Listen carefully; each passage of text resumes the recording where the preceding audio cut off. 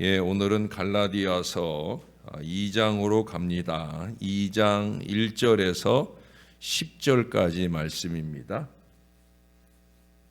제2장 14년 후에 내가 바나바와 함께 디도를 데리고 다시 예루살렘에 올라갔나니 계시를 따라 올라가 내가 이방 가운데서 전파하는 복음을 그들에게 제시하되 유력한 자들에게 사사로이 한 것은 내가 다름질하는 것이나 다름질한 것이 헛되지 않게 하려 함이라.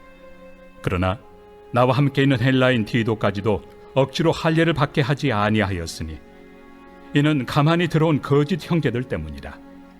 그들이 가만히 들어온 것은 그리스도 예수 안에서 우리가 가진 자유를 엿보고 우리를 종으로 삼고자 함이로되 그들에게 우리가 한시도 복종하지 아니하였으니 이는 복음의 진리가 항상 너희 가운데 있게 하려 함이라. 유력하다는 이들 중에 본래 어떤 이들이든지 내게 상관이 없으며 하나님은 사람을 외모로 취하지 아니하시나니 저 유력한 이들은 내게 의무를 더하여 준 것이 없고 도리어 그들은 내가 무할례자에게 복음 전함을 맡은 것이 베드로가 할례자에게 맡음과 같은 것을 보았고 베드로에게 역사하사 그를 할례자의 사도로 삼으신 이가 또한 내게 역사하사 나를 이방인의 사도로 삼으셨느니라. 또 기둥같이 여기는 야고보와 게바와 요한도 내게 주신 은혜를 알므로 나와 바나바에게 친교의 악수를 하였으니 우리는 이방인에게로 그들은 할례자에게로 가게 하려 함이라. 다만 우리에게 가난한 자들을 기억하도록 부탁하였으니 이것은 나도 본래부터 힘써 행하여 왔노라. 아멘. 미국 독립운동의 선봉자였던 패트릭 켈리는 자유가 아니면 죽음을 달라 이렇게 외침으로써 그 자유의 귀중함을 역설했습니다. 이처럼 사람이라면 누구나 자유가 좋은 것이라 하는 사실을 잘 알고 있고 또한 그 자유를 누리기를 원합니다. 그런데 많은 사람이 자유와 방종을 구별하지 못하고 있어요. 방종이란 사람이 자기의 책임과 의무를 전혀 행하지 아니하면서 어제도 말씀드렸죠. 내 것 같고 내 맘대로의 마음가짐으로 심지어 하나님 것까지도 자기 마음대로 그렇게 하고자 하는 것은 방종이지요. 그렇지만 자유는 자기의 책임과 의무를 수행한 사람만이 누릴 수 있는 바로 참 자유가 되는 거예요. 이런 점에서 자유와 책임은 동전의 양면과 같이 불가분의 관계에 있습니다. 한 국가가 자유만 강조하고 책임에 대해 전혀 이야기하지 않는다면 거의 무정부 상태로 인해 그 국가는 혼란에 빠지게 될 겁니다. 또 반대로 어떤 국가가 책임과 의무만을 강조한다면 독재 정권으로 인해 백성들은 노예와 같은 상태에 빠지게 될 것입니다. 이러한 원리는 기독교에도 적용이 되는 거예요. 우리는 오늘 말씀을 통해 바울이 자유에 대해서 어떻게 진술했는지를 살펴본 후에 우리에게 주어진 자유를 우리 하나님께서 명하신 그 원리를 따라 누릴 수 있어야 하겠습니다. 우리의 자유는 예수 그리스도 안에서 얻어진 자유입니다. 여러분들은 로마서 8장 1절 2절의 말씀을 다 기억하실 거예요. 그러므로 이제 우리는 이제 그리스도 예수 안에 있는 자에게는 결코 정죄함이 없나니 이는 그리스도 예수 안에 있는 생명의 성령의 법이 죄와 사망의 법에서 너를 해방하였음이라. 이 사도 바울의 선포를 우리 모두가 매우 좋아합니다. 왜냐하면 이 선포는 그리스도 안에서 우리 성도가 지닌 이 자유에 대해서 가장 분명하게 설명해 주고 있기 때문입니다. 그런데 여기에서 한 가지 반복해서 말하는 조건이 있죠. 그게 뭐예요? 그리스도 예수 안에 있는 이라는 바로 이 조건입니다. 그리스도 밖이 아니에요. 그리스도 안이에요. 제가 자주 비신앙적이고 세속적이지 않은 신령하고 신앙적인 것을 말하는 바로 그리스도 안에 있는 바로 그 조건입니다. 그리고 이 표현을 바울은 본문 4절에서도 동일하게 언급을 하고 있어요. 뭐 본문 4절만 아니라 그의 모든 서신들 속에서 가장 자주 나오는 표현이 바로 그리스도 안에, 내일 주일에 보게 될 에베소서 2장 똑같이 1절에서 10절까지 말씀 속에서도 자주 그 표현을 볼 수가 있습니다.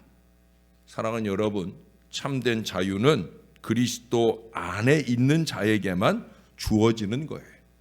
그리스도 안에 있다는 말은 그리스도와 영적인 연합, 곧 생명의 연합을 가진 것을 의미합니다. 예수님께서 진리를 알지니 진리가 너희를 자유하게 하리라, 그렇게 선포하셨을 때 그 진리를 아는 것 역시도 그리스도와의 연합을 의미하는 거예요. 예수님 그러셨잖아요. 내가 곧 길이요 진리요 생명이다. 그러므로 그리스도를 알고 그리스도와 연합하는 것, 그것이 바로 자유하게 되는 비결이라는 거예요. 이처럼 성도에게 주어진 자유는 성도가 그리스도와 연합에 있을 때에만 의미를 지니게 됩니다. 그래서 어제도 그리스도와 더 가까워지자고, 그리스도와 친밀성을 유지하자고 그 말씀을 드렸어요. 그게 저절로 되겠습니까? 저절로 되는 일 아니죠. 예배 한번 드리는 거에도 더 정성을 쌓아 나갈 때 그리스도와 연합되는 이 은혜를 누릴 수 있고요. 성도가 그리스도와 연합함으로써 그리스도 예수님은 그 성도를 죄의 노예 상태에서 자유하게 하시는 이 은혜를 더하시게 되는 거예요. 우리는 우리의 모든 신앙적 결단과 삶을 그리스도 안에서라는 이 기준에 근거해야 됩니다. 모든 것들에 있어서 그리스도 안에 과연 내가 바르게 생각하고 살고 있는지 늘 점검해야 된다는 거예요. 그러므로 우리의 자유는 복음을 통해 주어집니다. 복음은 죄인을 그리스도와 연합하게 하는 수단입니다. 그렇기 때문에 이 복음에 대해 들어보지 못한 자만 아니라 복음을 듣고도 믿지 않는 자는 자유를 누릴 수 없어요. 성도는 복음을 듣고 믿은 자이기 때문에 신분상으로 자유자입니다. 날마다 때마다 복음을 들으며 그 복음 안에 거하기를 원하기에 우리는 자유를 누리고 있다는 거예요. 그리고 성도는 자신이 이 복음을 통해 받은 자유에 대해서 세상에 전파할 의무가 있다라고 하는 거예요. 제가 자주 얘기하잖아요. 전도나 선교는 우리에게 있어서 선택사항이 아니에요. 이건 필수예요, 필수. 왜? 내가 그 전도를 통해 내가 예수 믿게 되었으니까, 내가 복음을 통해 자유하게 되었으니까 이 자유한 복음을 많은 사람들에게 말해야 된다는 거예요. 여러분, 이스라엘 백성은 하나님의 거룩한 나라 왕 같은 제사장의 직분을 받았습니다마는 그 신분을 망각하고 선민의식에 사로잡혔어요. 그래서 그들은 이방 사람들을 개 취급하면서 그들에게 하나님의 말씀을 제대로 전하지 않았어요. 거기서 끝난 게 아니라 그들은 오히려 하나님께서 주신 이 자유를 버리고 이방 우상에게 종노릇하게 됩니다. 그 결과 그들은 이방인들에게 능욕을 당했던 겁니다. 하나님께서 우리 성도에게 복음을 통한 자유를 주신 것은 이스라엘 백성들에게 자유 그 자체에 안주하는, 이스라엘 백성들처럼 그 자유 자체에 안주하라는 것이 아니라 세상에 그 자유를 선전하라는 명령이 포함되어진 거예요. 사도 바울이나 예수님의 제자들은 이 사실을 명백하게 깨달았기 때문에 목숨을 걸고 복음 전파에 전념을 했어요. 갈라디아 교회에 가만히 들어온 유대인 교사들은 바울이 힘써 심어놓은 이 복음의 자유를 그 교인들에게서 빼앗고자 했습니다. 여기 이 가만히 들어온이라는 표현은 뒤늦게 들어왔다는 그런 의미가 아니에요. 은밀하게 충동하는 모든 일들을 말하는 거예요. 지금도 그렇죠. 복음에 대해, 말씀에 대해 은밀하게 부정적인 충동을 일삼는 이 가만히 들어온 무리들이 많이 있어요. 그들은 복음을, 말씀을 변질시켜서 교인들을 율법의 노예로 또는 자기들 편으로 만들고자 애를 씁니다. 여러분, 복음을 통해서만, 말씀을 통해서만 진정한 자유가 있음에도 불구하고 복음을 변질시켰기에 그들의 가르침은 갈라디아 교인들에게 자유를 줄 수 없을 뿐 아니라 그 자유를 박탈하게 만들었다는 거예요. 그래서 이미 우리가 1장에서 반복해서 들었잖아요. 다른 복음은 없다. 다른 복음 전하면 저주를 받는다. 그것도 한 번 말하는 게 아니라 반복해서 강조하고 있는 걸 우리가 들었습니다. 사랑하는 여러분, 다른 복음은 없어요. 우리가 듣는 바 복음에 우리는 적극적으로 순종을 동반하는 이 믿음의 자유를 구가해야 됩니다. 히브리서 저자는 출애굽한 이스라엘 백성들이 자유와 안식이 보장된 그 가나안 땅에 들어가지 못한 이유를 말해요. 그 이유는 하나예요. 불순종 때문이었다. 히브리서 3장에서 분명하게 말해요. 히브리서는 히브리 출신의 기독교인들에게 쓴 책이에요. 예. 그들의 조상의 그 불순종으로 인한 멸망을 깨닫고 이제는 순종의 복음 안에 온전히 신앙하도록 권하고 있는 말씀이 히브리서 말씀이에요. 순종은 하나님께 택하심을 입은 자들이 자신에게 주어진 그 자유를 유지할 수 있는 기본적인 책임이고 의무입니다. 이스라엘 백성들은 광야 40년 동안 하나님께 순종하지 않고 도리어 늘 원망하고 지도자 모세를 대적했어요. 이러한 그들의 행위는 자유를 갈망하지만 그 자유를 누리기 위한 최소한의 책임을 수행하지 못했음을 의미합니다. 이처럼 하나님의 말씀을 순종하지 않는 자는 결코 하나님께서 주시는 자유를 누릴 수가 없는 거예요. 한 나라의 국민이 법으로 보장된 그 자유를 누리기 위해서는 법을 준수해야 하는 것처럼 하나님 나라의 시민된 성도 역시도 하나님의 법에 순종해야 됩니다.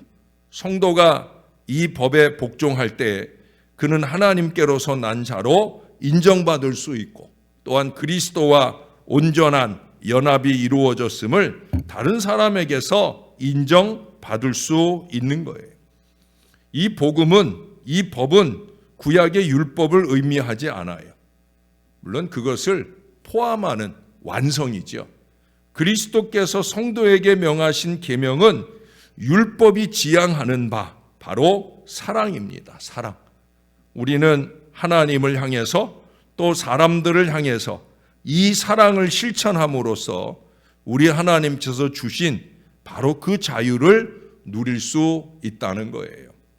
그런데 이 사랑은 우리의 힘으로는 실천할 수 없고 오직 성령의 능력을 통해서만 가능합니다.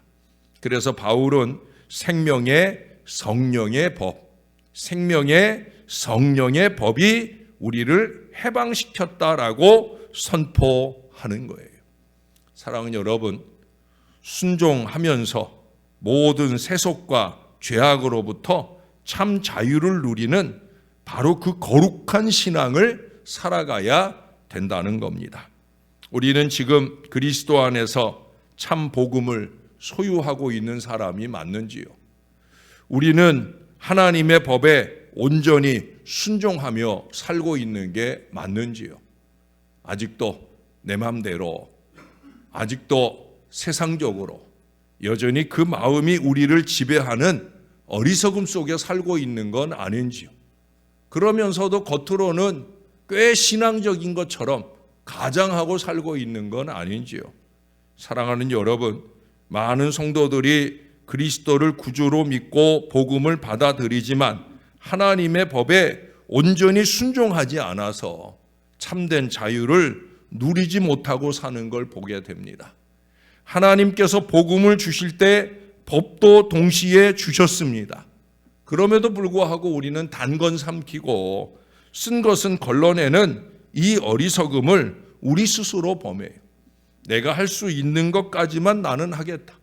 내가 좋은 것까지만 나는 하겠다. 그러고 정말 하나님이 원하시고 말씀이 원하시는 바는 거부하는 어리석음 속에 살아간다는 거예요. 우리는 그것이 자유인 줄로 착각을 하지만 아니에요. 신앙적인 자유, 참 자유, 신령한 자유는 그런 것이 아니다라고 하는 거예요.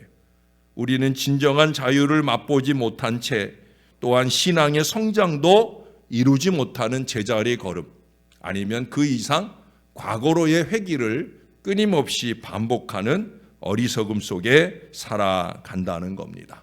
사랑하는 여러분, 이스라엘 백성들처럼 불순종함으로 인해 그 안식을 박탈당하는 그 불행을 당해서는 절대 안 될 거예요. 오직 성령의 능력을 날마다 공급받음으로써 하나님의 법을 기쁘게 이행하여 더욱더 풍성한 자유를 마음껏 누리고 사는 하나님의 친백성들이 다 되시기를 우리의 구주 되시는 예수님의 이름으로 간절히 축원합니다. 기도하겠습니다. 복음을 주셔서 감사합니다. 가만히 준동하는 어리석은 인생들로 통하여 우리의 복음이 훼손되고 하나님의 말씀이 무시되는 그런 시대를 끊임없이 이어오지만 복음은 복음일 수밖에 없는 것을 우리는 다시 한번 깨닫습니다. 이 복음으로 통해 기둥같이 여김을 받았던 베드로와 요한, 하나님 그들을 존중하고 그들과 함께 때로는 유대인들을 향해 때로는 이방인들을 향해 각기 맡겨진 사명에 최선을 다했던 그 초대교회의 아름다움이 우리 안에도 넘치기를 소원합니다. 하나님, 내 맘대로 아니고 하나님 뜻대로, 하나님 때에 하나님 뜻대로 언제나 이 마음을 놓치지 않는 하나님의 사람들이 되게 하여 주옵소서. 오늘날 교회가 세속성으로 물들어 이기와 욕심이 판을 치고 하나님의 복음이 훼손되는 안타까운 일들이 많이 일어납니다. 세상적인 게 가장 지혜로운 것인 줄로 착각하는 이들의 준동을 통해 교회는 끊임없이 혼란과 어려움을 겪기도 합니다. 하나님, 오직 하나님의 법이 영영이 서는 은혜로운 신월 제일교회 되게 하시고 그 하나님의 말씀을 따르려는 간절한 심령들이 더욱더 거룩함으로 주의 뜻을 이뤄가는 복된 제단이 되게 하여 주시옵소서. 주님이 원하시는 바 은총의 미래를 향해 힘차게 달려가게 하시되 우리에게 복음을 통해 주신 이 자유를 누리며 열심 있게 이 복음을 증거하는 일에 최선의 노력을 기울여 가는 우리 모두가 되게 하여 주옵소서. 오늘 오후에도 그 믿음 마음으로 열심히 모여 전도하려 하오니 성령의 강한 능력과 은총으로 우리를 붙들어 주셔서 복음의 큰 역사 일어나도록 은혜 베풀어 주옵소서. 우리 하나님, 보충기를 새로 몸에 지니고 다녀야 할 어려운 순간을 만난 주님의 자녀도 있습니다. 아직 몸에 익숙지 않아 불편함도 있겠사오나 주님이 함께 하셔서 복음과 우리가 혼연일체가 되고 그리스도와 우리가 하나가 되듯이 그 보청기와 그 육신이 하나가 되어서 오히려 잘 들어지도록 하나님의 말씀이 잘 들어지고 사랑하는 가족들의 언어가 잘 들려지는 이 은혜의 자리로 나아가게 도와 주시옵소서. 모든 것들을 섭리하고 역사하시는 하나님의 은혜 중에 더욱더 강건하게 하시는 그 은혜를 누리는 하나님 자녀 되도록 은혜 베풀어 주시옵소서. 주님만 의지합니다. 감사합니다. 예수님 이름으로 기도합니다. 아멘.